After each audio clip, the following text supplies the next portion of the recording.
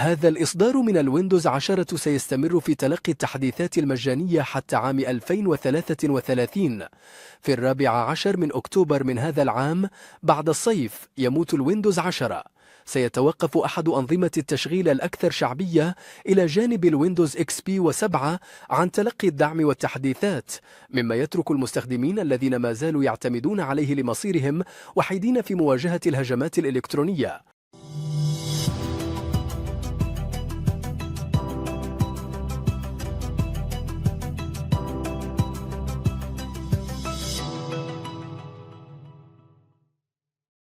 لا تزال مايكروسوفت توصي بالترقية إلى الويندوز 11 في أقرب وقت ممكن، لكن ما لا يخبرك به هو أنه يخفي ورقة رابحة في جعبته: إصدار سيستمر في تلقي التحديثات لمدة 7 سنوات أخرى.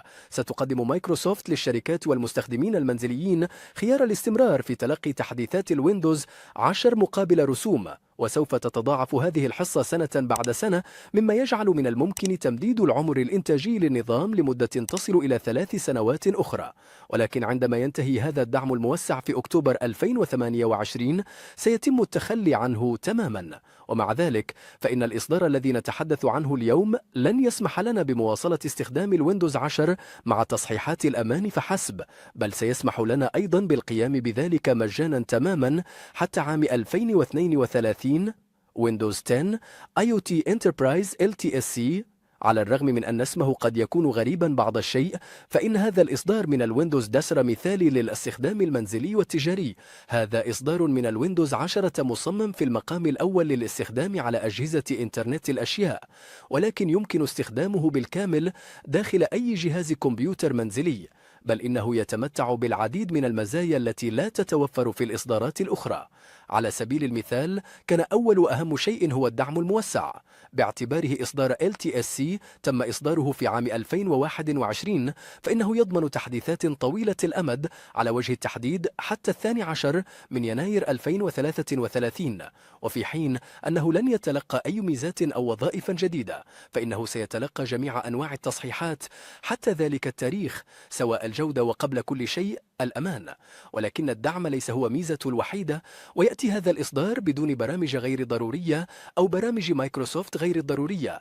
هذه هي النسخة الأنظف والأخف وزنا التي يمكننا العثور عليها، كما أنه يتميز بسرعة بدء التشغيل واستخدام أقل لذاكرة الوصول العشوائي رام ومساحة القرص الصلب، وهو أكثر استقرارا بكثير من الإصدار الكلاسيكي لنظام التشغيل الويندوز 10. بالإضافة إلى ذلك لا يتطلب تثبيت حساب مايكروسوفت أو الوصول إلى الإنترنت أو متطلبات خاصة مثل استخدام TPM2 أو التمهيد الآمن أو وحدة المعالجة المركزية من الجيل الأحدث. شكرا لمشاهدتكم. إن أعجبك الفيديو لا تنسى الضغط على زر إعجاب، وأرجو التفضل بأي طلب في مكان التعليقات، وأعطنا رأيك حتى نتحسن للأفضل، وفعل الجرس ليصلك إشعار بكل فيديو جديد. يشرفني انضمامكم لأسرة تعلم الحلول بتقنيه، وذلك بالضغط على زر الاشتراك، فمعظم المشاهدين في قناتي هم غير مشتركين.